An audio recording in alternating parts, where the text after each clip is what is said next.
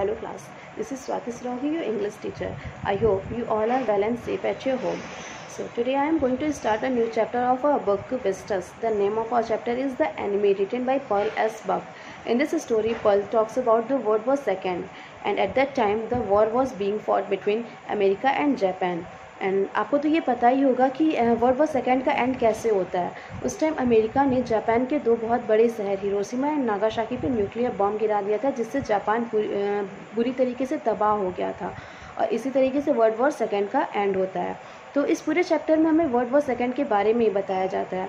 जब ये chapter start होता है तो उस टाइम एक अमेरिकन प्रिजनर जापान के एक समुद्र के तट के किनारे बह के आ जाता है।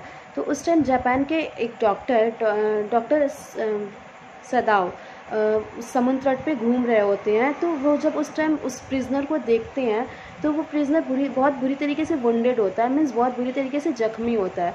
तो डॉक्टर सदाओ उस टाइम बहुत बड़े डिलेमा में पड़ जाते हैं और बहुत कंफ्यूज हो जाते हैं कि उन्हें उस प्रिजनर की जान बचानी चाहिए या फिर एक अच्छा नागरिक होने के नाते उन्हें उस प्रिजनर को अपने देश की आर्मी को सबमिट कर देना चाहिए। तो इस पूरे चैप्टर में हमें यही बताया जाएगा कि उस प्रिजनर की जान बचाई जाती है या फिर उसे आर्मी को सौंप दिया जाता है। जब ये स्टोरी बिगिन होती है तो डॉक्टर सदाओ की, जिनका घर समुद्र के तट के किनारे होता है, वो समुद्र के किनारे घूम रहे होते हैं। ये बताया जाता है कि डॉक्टर सदाओ के जो फादर होते हैं वो कभी बचपन में उनसे मजाक नहीं किए रहते हैं, क्योंकि वो चाहते हैं कि डॉक्टर सदाओ बड़े होकर एक बहुत बड़े कामयाब इंसान बने और वो अपनी पढ़ाई पे पूरी तरीके से फोकस्ड रहें। और इसीलिए डॉक्टर सदाओ को 22 साल की उम्र में ही अमेरिका भेज दिया जाता है, जहाँ पे वो मेडिसिन और सर्जरी की पढ़ाई करते हैं। और वहाँ से वो पूरे 8 साल बाद रिटर्न होते हैं। और जब वो रिटर्न होते हैं वहाँ से, वो उस टाइम एक बहुत बड़े सर्जियन बन चुके रहते हैं। तो इस तरीके से डॉक्टर सदाओ के फादर भी उन्हें एक बहुत बड़ा सर्जन बनते हुए देख लेते हैं, लेकिन कुछ दिनों बाद ही उनके फादर की मृत्यु हो जाती है। डॉक्टर सदाओ अमेरिका में एक हना नाम की लड़की से मिलते हैं, बट वो उसे प्रपोज नहीं करते हैं क्योंकि उन्हें लगता है कि हना जापानीज़ गर्ल नहीं है। वो ऐसा इसलिए करते हैं क्योंकि उन्हें ये कंफर्म था कि उनके फादर कभी भी उनके लिए एक अमेरिकन गर्ल को एक्सेप्ट नहीं करेंगे। डॉक्टर सदाओ हना से एक अमेरिकन प्रोफेसर के घर पे मिलते हैं और तभी से हना उन्हें अच्छी लगने लगी थी। बट जैसे ही कंफर्म हो जाता है कि हना भी एक जापानीज़ गर्ल है, वो उसे प्रपोज कर देते हैं और वो दोनों शादी कर लेते हैं। अब वो बहुत खुश हैं और एक दिन वो दोनों समुद्र के तट के किनारे घूम रहे थे और वेदर भी बहुत फॉगी था। तो उन्हें दूर से एक आदमी नज़र आता है जो कि घुटने के बल रेंग रहा होता है। और जब वो दोनों पास जाते हैं तो वो देखते हैं, तो वो जो आदमी जो कि घुटने के बल रेंग रहा होता है, वो अपने मुंह के बल गिर जाता है। तो उन्हें लगता है कि वो आदमी समुद्र से बह के आया है। उस टाइम उस आदमी के कमर पे एक गोली का निशान भी था, जिसमें से बहुत खून बह रहा था। क्योंकि वो खून थोड़ा सा रुक गया था क्योंकि उस पर एक समुद्र की काई चिपक चुकी थी, बट फिर भी वो आदमी दर्द से बहुत करा रहा था। तो उस टाइम जब हना उस आदमी के पास जाके देखती है तो उसके टोपी पे धुंधले शब्दों में लिखा रहता है अमेरिकन नेवी, जिससे उन्हें ये पता चलता है कि वो आदमी वॉर का एक बंदी रह चुका होता है। उस टाइम डॉक्टर सदाओ एक डिलेमा में पड़ जाते हैं कि चूँकि वो एक डॉक्टर रहते हैं तो उन्हें डॉक्टर होने के नाते उनका ये फ़र्ज़ होता है कि वो उस अपने पेशेंट की जान बचाएं। बट फिर भी जैसे कि वो एक जापानीज़ नागरिक रहते हैं तो उनका ये भी फ़र्ज़ होता है कि वो उस अमेरिकन प्रिजनर को अपने आर्मी को ले जाके सौंप दे। तो इसी वजह से उस टाइम हना एंड डॉक्टर सदाओ बहुत कन्फ्यूज़न में फंस जाते हैं कि उन्हें उस आदमी की जान बचानी चाहिए या फिर उसे अपनी सेना को ले जाके सौंप देना चाहिए। बट डॉक्टर सदाओ उस टाइम अपने दिल की सुनते हैं और उस प्रिजनर को अपने घर पे ले आते हैं।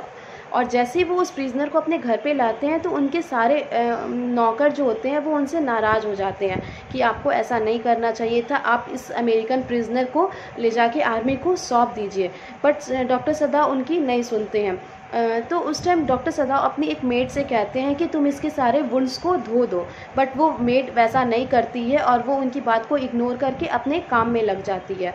तो उस वक्त हना उस अमेरिकन प्रिजनर जिसका नाम टॉम था, उसके चेस्ट और उसके मुंह को गर्म पानी से धुलती है। उस टाइम हना डॉक्टर सदाव की हेल्प भी करती उस प्रिजनर के ऑपरेशन में। डॉक्टर सदाव उसके कमर पे एक बड़ा सा चीरा लगाते हैं और उसकी गोली को निकाल देते हैं, और वो ये प्रेडिक्ट भी करते हैं कि अब कुछ ही दिनों में ये आदमी बहुत स्वस्थ हो जाएगा और एकदम तंदुरुस्त हो जाएगा। तब तक अचानक से वो आदमी जो होता है, वो जो प्रिजनर होता है, वो जाग जाता है। वो उन्हें देख के एकदम डर जाता है कि मैं कौन सी अननोन जगह पे हूँ। तो इस पे हना उन्हें ये जवाब देती है कि आप घबराइए नहीं, हमने आपकी पट्टी कर दी और हमने आपकी सर्जरी भी कर दी है, और कुछ ही दिनों में आप पहले की तरह स्वस्थ हो जाएंगे। और ये सुन के वो आदमी जो टॉम रहता है, जो अमेरिकन प्रिजनर रहता है, वो थोड़ा रिलैक्स फील करता है। तब तक वहाँ पे डॉक्टर सदाव आते हैं, तो उन्हें देख के वो प्रिजनर पूछता है कि अब आप मेरे साथ क्या करेंगे। तो इस पर डॉक्टर सदाव कुछ जवाब नहीं देते हैं, वो चुप रहते हैं। और उनकी इसी बात को देख के उनके जो सर्वेंट्स रहते हैं, उनके जो घर के नौकर रहते हैं, वो उनसे और भी ज़्यादा नाराज़ हो जाते हैं, वो और भी ज़्यादा चौकन्ने हो जाते हैं। बट डॉक्टर सदाव उस टाइम अपने डॉक्टर के फ़र्ज़ को नहीं भूलते हैं, और वो अपने डॉक्टर के फ़र्ज़ को निभाते हुए उस प्रिजनर की और भी ज़्यादा अच्छे तरीके से केयर करने लगते हैं, और वो उसे रेगुलर बेस पे एक्सरसाइजेज़ भी करवाते हैं ताकि वो और भी ज़्यादा स्ट्रॉन्ग हो जाए। तो अच्छा, फिर एक दिन वो दिन आ जाता है जब उस प्रिजनर के सारे टाँके कट जाते हैं, और डॉक्टर सदाव कहते हैं कि अब सिर्फ और सिर्फ 15 दिनों में तुम पूरी तरीके से तंदुरुस्त हो जाओगे और पहले की ही तरह हो जाओगे। बट 7वें ही दिन उनके घर के सारे नौकर उनके घर का काम छोड़ के चले जाते हैं। तो हना, चूँकि वो एक बहुत अच्छी मालकिन होती है, तो वो उन सब का धन्यवाद करती है और उन्हें कहती है कि आपने हमारे घर पे बहुत अच्छे से काम किया, और वो उन सबको उनकी तनख्वाह भी दे देती है। तब एंड देन इस स्टोरी में एक खड़ूस जनरल की एंट्री होती है। तो वो जो जनरल होता है वो बहुत बीमार होता है, और जब उन्हें ये पता चलता है कि डॉक्टर सदाव के घर में एक अमेरिकन प्रिजनर रह रहा होता है, तो वो पहले तो इस बात से बहुत नाराज़ होते हैं। बट चूँकि उन्हें ये पता होता है कि डॉक्टर सदाव एक बहुत अच्छे सर्जन हैं, और तभी ये सोचते हैं वो कि अगर मैं डॉक्टर सदाव को गवर्नमेंट से पकड़वा भी देता हूँ, और अगर गवर्नमेंट उसे कोई पनिशमेंट दे देती है, तो वो उनके लिए अच्छा नहीं होगा। क्योंकि वो जो जनरल रहता है उनका इलाज कर रहे होते हैं डॉक्टर सदाव, और उनकी सर्जरी भी करने वाले रहते हैं, उनका ऑपरेशन करने वाले रहते हैं डॉक्टर सदाव। तो इसीलिए वो जनरल जो होता है वो एक प्लान बनाता है, और वो डॉक्टर सदाव के पास जाता है और कहता है कि क्यों ना हम इस प्रिजनर को मरवा देते हैं। तो डॉक्टर सदाव कहते हैं कि ओके, आप मुझे वेपन्स भिजवाइएगा, और मैं मौका मिलते इस प्रिजनर को मार दूंगा। और डॉक्टर सदाव जो होते हैं वो इस सीक्रेट को यहाँ किसी से शेयर नहीं करते हैं, यहाँ तक कि वो अपनी वाइफ से भी इस सीक्रेट को शेयर नहीं करते हैं। वो सीधे उस प्रिजनर के रूम में जाते हैं और उससे कहते हैं कि आज रात में ही तुम्हें यहाँ से निकलना पड़ेगा। और वो उस प्रिजनर के लिए एक बोट तैयार करवाते हैं समुद्र में, और उस बोट में उसके लिए वो सारे ज़रूरी सामान में से उसके लिए खाने के सामान और उसके लिए पुराने कपड़े, वो सबकी उसमें अरेंजमेंट करवा देते हैं। और रात में उस प्रिजनर को वहाँ से विदा कर देते हैं। और जब वो प्रिजनर वहाँ से जाता है तो वो उसे कहते हैं कि अगर तुम्हारे पास खाने का सारा सामान ख़त्म हो जाएगा, तुम्हें कोरियन बोट के मिलने से पहले अगर तुम्हारे खाने का सारा सामान ख़त्म हो जाता है, तो तुम 2 फ्लैश लाइट ऑन कर देना, और मैं समझ जाऊँगा कि तुम्हारे पास खाने का सारा सामान ख़त्म हो चुका रहता है। तो जाते जाते वो जो अमेरिकन प्रिजनर रहता है वो बहुत ग्रेटिट्यूड के साथ डॉक्टर सदाव से हाथ भी मिलाता है।